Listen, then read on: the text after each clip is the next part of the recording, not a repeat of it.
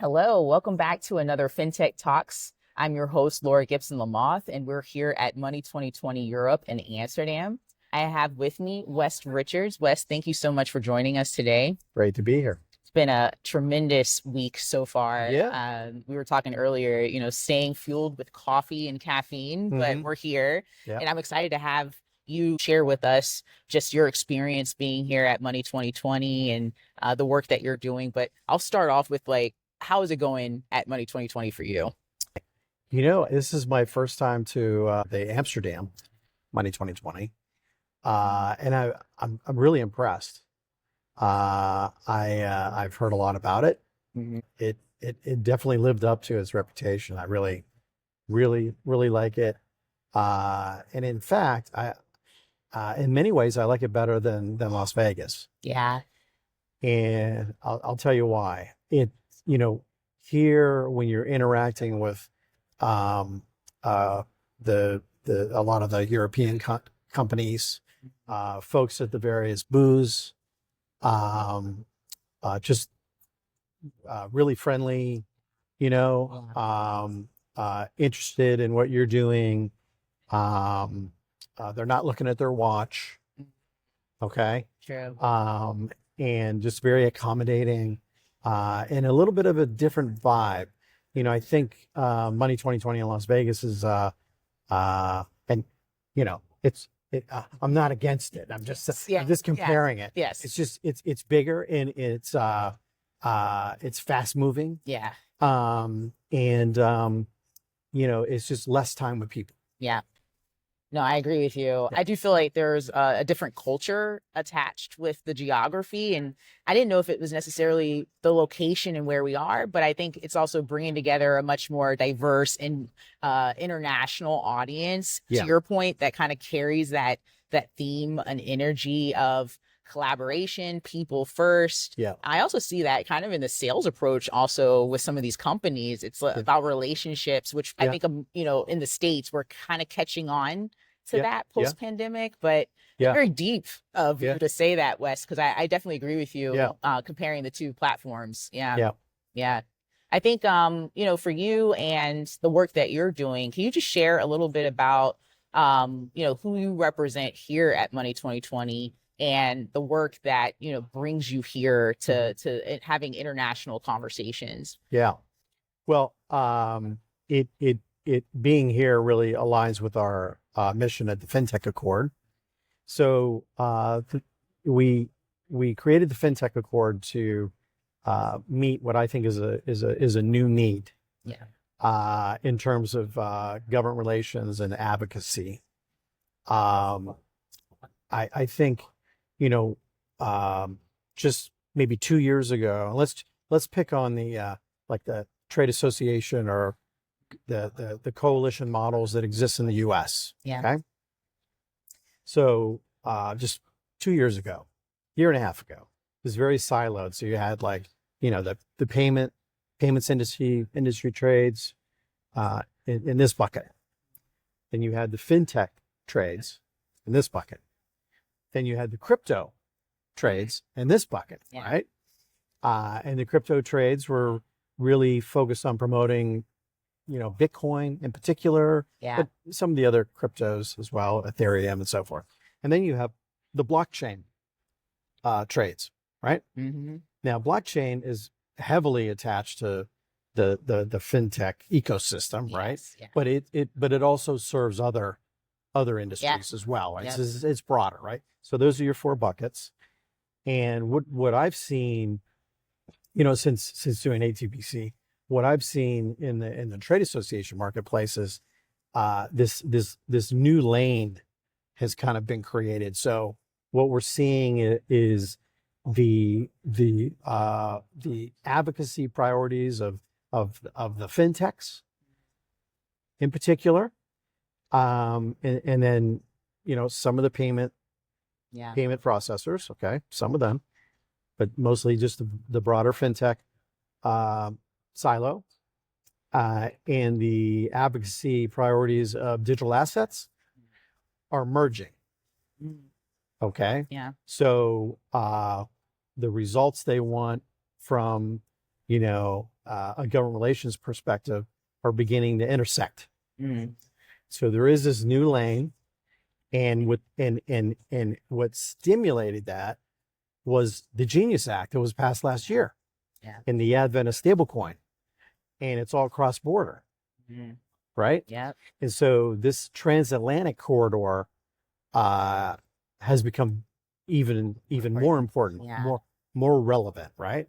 So our concept is with a scenario like that, what you want to do is take as much friction out of the regulatory systems on both sides of the Atlantic as possible. Yeah. So that's really kind of the mission. So being here on this side of the Atlantic is quite relevant. Yeah. And so what we intend to do is to have, our footprint in Washington, D.C., representing the interests of where digital assets and fintech intersect. Yeah. And reproduce that in London. Yeah. And reproduce that ultimately in Brussels. And then once you do that, once we have a footprint in all three cities, we can begin to work to have, an effort to take friction out of the system. And in fact, we are actively doing that right now because we have been invited to be part of the UK-US Transatlantic Task Force for the Future of Money. Wow. And what our job is and will continue to be is to bring the voices of fintech into the mix of that task force, which was created by His Majesty's Treasury and the U.S. Treasury. Okay. So Scott Bessent, Rachel Reeves agreed to do this last year. And so we're going to bring the voice of fintech into that task force. They have plenty of banks. Okay. The big banks are all in. And then they have the digital asset people. But what they're missing are the fintech folks. Yeah. So our role is going to be to bring them into the conversation. Wow. So we are already engaged with the US-UK transatlantic sort of project. And this is all on the back of us passing the stablecoin legislation in Georgia. Yeah. Yeah. Right? Yeah. Oh, wow. I have so many questions. It's really exciting to hear. It almost feels like things and conversations have accelerated pretty quickly. Like we were having conversations just a couple of years ago, I think kind of fueled by cryptocurrency. Yep. And you already highlighted, some of these different segments. When you talk about blockchain and stablecoin, I see those kind of as payment rails or an extension of payment rails. But now it seems like the conversation has accelerated so fast. And here at Money 2020 Europe, we've heard several folks announce their new stablecoin offering and partnership. I mentioned checkout.com and Coinbase. I saw booking.com was on the stage with Citi and some other folks announcing the way that they're looking to implement stablecoin from a consumer perspective. And so I'm curious about two parts. I want to kind of talk about the government side and the work that's being done to kind of help cultivate an environment for fintechs to truly be able to take advantage of this. The other side of it is, there's so many conversations about the justification, I should say, or the use cases to where stablecoin is being applied. And you mentioned cross-border payments. Yeah. What does that really mean? Is it a real-time payment kind of thing where we're talking about faster, safe payments? Is that kind of the ideal for the applicability of stablecoin? Yes. Okay. I answered the question correctly. I was always curious because I'm like, I mean, what is the purpose of it? Because we keep talking about speed and we understand that cross-border is friction, or a lot of friction for a lot of people. I heard someone the other day mention like Africa and, sending payments to Africa. We all know how challenging that is. And I'm like, I don't personally. Right. Yeah. Yeah. Right. Yeah. Yeah. It's fascinating. Yeah. It's it's all about, catching up with the technology. So, from a regulatory standpoint, right? The faster we can, you know, work with legislators and regulators to help them sort of keep up with what's going on, so they can adapt the regulatory frameworks as best possible, is going to be key. And then there's this other element in the mix, and that's reg tech, right? So, leveraging AI, also taking friction out of all the compliance systems. That's going to be going on simultaneously. So, so it's all about helping these governments keep up. And the more perspectives that they have, the more effective they're going to be. They're going to be in making the right decisions. When they're looking at formulating the rules and so forth. I mean, we just had a meeting at the U.S. Treasury 3 weeks ago where leaders at the U.S. Treasury were talking about how in general the rails are 55 years old. And there's going to be some changes, and Treasury wants to start modifying the existing rules to adapt to the future that's coming, the future that's already here. Wow. That makes me think about like the fact that, back in Atlanta, Transaction Alley, we have such a history rooted in, the development of, payment rails, ACH. And now we're talking about the evolution, stablecoin. It feels like we have just a solid foundation to really be the SME, the expertise in the conversation, in the room, having the discussions like you're talking about now about stablecoin. How does that tie together from your perspective, since you guys have influenced really some major updates and news from the Georgia, Atlanta ecosystem? So our strategy there was pretty simple. So as you pointed out, Georgia kind of invented fintech, going back as far back to the Federal Reserve in the 1950s, being a test bed for ACH and wire transfers, right? To, National Data Corp, which is global payments, can trace their history back to 1966. Those were the first computerized processing elements at play with the industry.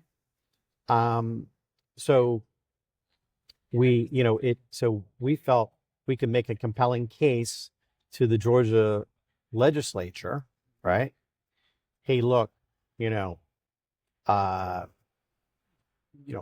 look how much Georgia has benefited from what happened back in the 50s and 60s, and growing, the ecosystem in Transaction Alley, right? Well, we need to continue to lead, right? And this is a way to do that by creating an environment where stablecoin enterprises can plant themselves in the state and have a regulatory framework that is business friendly and innovation friendly, even more than what the federal requirement is right now. Okay. And we also, we also brought in the concept of the limited purpose bank, right? The merchant, that. 10 years ago, Georgia showed some serious thought leadership there and got that passed. It lay dormant for a while, but eventually it became a very important economic development driver. Huge. Right? bringing in all these companies. Stripe, checkout.com, Pfizer, yes. There's more coming. Yeah. That we can't talk about, but there's more coming, and right? I've heard 2 others mentioned at this event. You did. Yes. So we, our idea was like, okay, look, we, Georgia helped create this industry. Yeah. So we have thought leadership there, a track record there. We have a large industry cluster in transactionality. Yeah.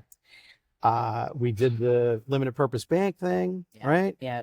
So let's continue to keep up, with the trends. Yep. And let's get out in front of this stablecoin revolution, because it is. Yeah. And we were able to bring our resources to the banking commissioner and his team, and our team and their team worked together, and we brought in voices from various companies. Okay, we brought a half a dozen companies into the conversation to help our team sort of craft key elements of the bill and help the Department of Banking sort through it all and eventually come up with a really nice piece of legislation. It got signed about, 8 days ago by the governor. It passed the House like 158 to 16 or something like that. It passed the Senate, 50-1. The governor signed it. It's the first of its kind in the U.S. Yeah. So we've already taken a leadership role. Wow. And we need to keep up the momentum. But because of stablecoin, it ties into this whole international theme that I've been talking about, right? Yeah. It's all connected. Yep. And these stablecoin enterprises are they're going to need their own sort of, they need to participate in the advocacy process, right? Yeah. The stablecoin industry is a sub industry is kind of growing, right? Mm-hmm. And we think that we could advocate for their interests. Yeah. In a way that's not at the expense of the fintech ecosystem, but enhances that. Yeah. Right? Yep. And if you remember what I said earlier about this intersection of fintech and payments and digital assets, I think the Coinbase and checkout.com dynamic is a perfect example of that. And that's the pattern that we want to see. That's the pattern we want to see replicated. That's right. Yeah. Wow. No, that's incredible. Just thinking about what you said as far as, the fintechs and adoption. And I'm wondering if there's any considerations that we should be, sharing with, passing down and having conversations within the fintech community in Atlanta and in general, that sets them up for success when having these conversations. So I've talked with some leaders about modernization, antiquated technology stacks with some of the banks and some of their existing integration lines.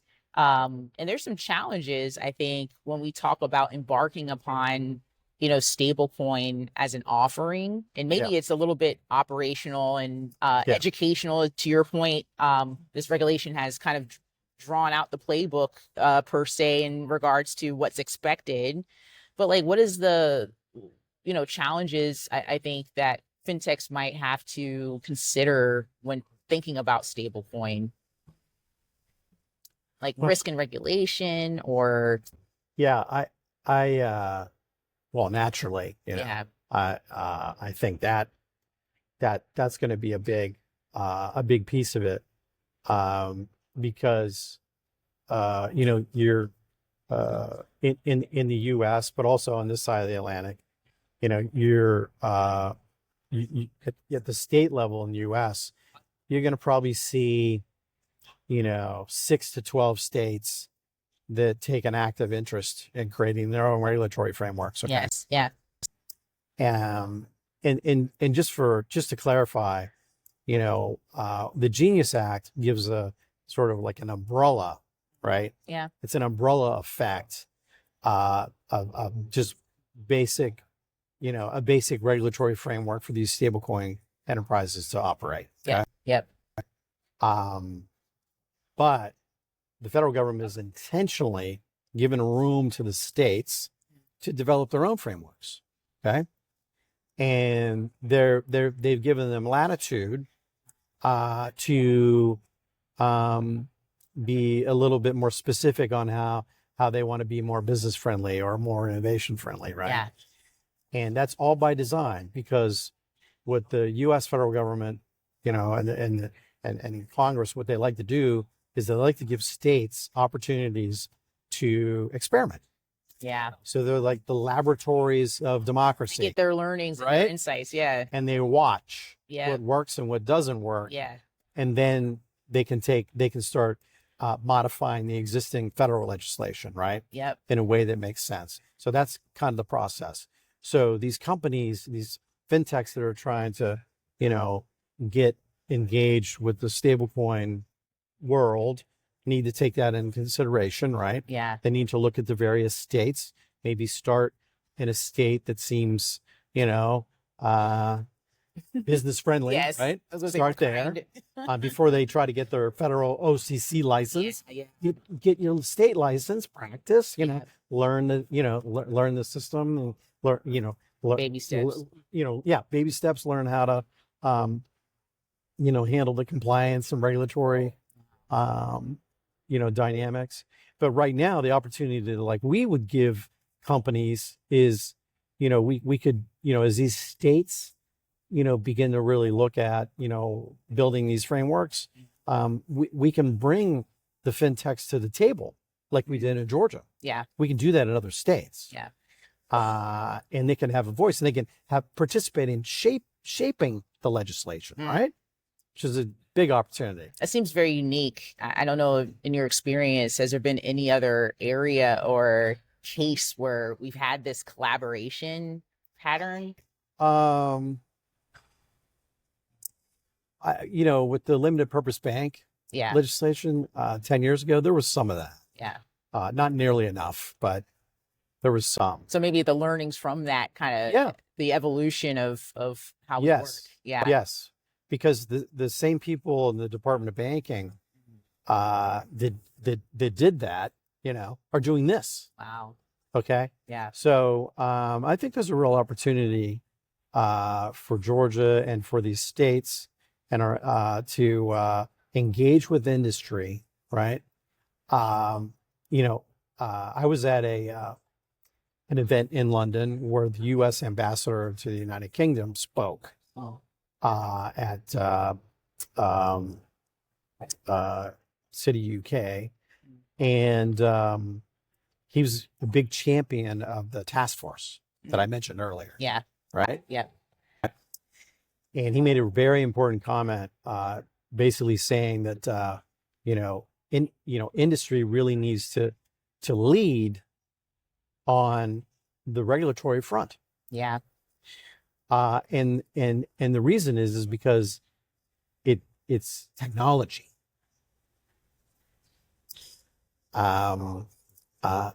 You can't let regulators and legislators come up with frameworks without understanding the technology. Yeah. Right. And I know you spent so many years being that educator, I would say. We talk about the work that you guys did, providing really truly a sight into the downstream ramifications of some of the things that they're trying to lobby for. The reality check to say this is actually more limiting or, straying from the intent with this, law or with this change. And I find that fascinating because, to your point, it's like, how do you put together guidelines on a technology you can't even fathom or understand? Yeah. We see this with AI. Yeah. Okay. Well, the same thing applies in our world. Yeah. Okay. You don't want to put the cart before the horse, right? Mm. And the thing about legislators and regulators is that if they don't hear from industry, they'll just go ahead Just and go with it. do it, Wow. you know, because they're, they're under, they're compelled. They're, and it never ends up well. And you have all these unintended consequences. Yeah. Right. Yep. So, our mandate is,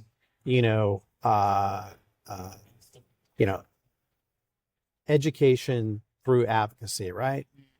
Okay. Or you could even say advocacy through education, right? Yeah. It's both ways, right? Yeah. So, if you do that, you're going to get a better result. So Yeah.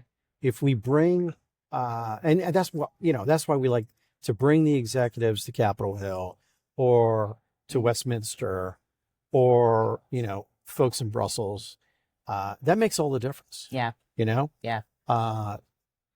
Otherwise they're operating in a vacuum. Wow. Right. Yeah. So everything is cross-border now. The transatlantic corridor is, for our industry, is very key. But beyond that, listen, India, New Delhi is in the game. Dubai's in the game. Yeah. Sao Paulo's in the game. Singapore's in the game. We'll probably need to take a look at that. And you have some very sophisticated regulatory frameworks coming out of Singapore that are very impressive, that we could take some learnings from. Yeah. And bring back to the transatlantic folks, Yep. So it's a brave new world. And it's funny that the only word I've heard more than the term I've heard more than AI at this conference is stablecoin. Yeah. Agreed. If you can imagine, right? Yeah. And then there's the whole piece of agentic AI where AI and stablecoin intersect. Yes. Right? Yeah. So, AI will absolutely be a component of what, we're going to try to bring perspective to legislators and regulators, as it applies to like agentic AI, right? Because that's going to be looked at. It's going to be a thing. Yep. It's going to be regulated. Yep. Okay. Well, you got to get everybody in the conversation, because if you don't, it's not good. Yeah. And then the last thing I'll say about the importance of the transatlantic relationship is these other cities that I mentioned around the world, these other regions, they all pay attention to what happens here. Yeah. They kind of take the lead. That we kind of take the lead, and they take their cues, from what happens here. At the very least, they pay attention. Yeah. And at the very most, they'll copy what we do. Yeah. Right. Yeah. So it can be impactful. It's fascinating. I mean, the global connectivity that this dialogue is I want to say introducing, but continuing to develop, the learnings, the knowledge sharing, the innovation sharing, best practices. It's just all in abundance. I'm really excited about what this means for next gen talent. Obviously, we're here translating some of these conversations into what that means for the future of work. But for our students, is there anything that you think that they should be thinking about or researching in addition to what they're learning in the classroom when it comes to staying up to speed on the conversations around stablecoin? Boy, I think a couple things. Okay, one thing is I think they the better they have a handle on AI, the better off they're going to be, right? And if there's a way to help get them underneath the hood on agentic AI in particular, if they can get their arms around that, that could be, I think, a vital piece of what they need to know, because a lot of things are going to sort of flow from that. And the blockchain, Yep. there's going to be an element of that that's AI powered, So I would say familiarization with blockchain technology and how it works, and familiarization with AI will support their ability to understand the digital rails. Yeah. Wes, thank you for joining us at Money 2020 Europe and sharing your perspective. For those that are listening in, stay tuned for another episode of Fintech Talks. I'm Laura Gibson-Lamothe, and we'll see you next time.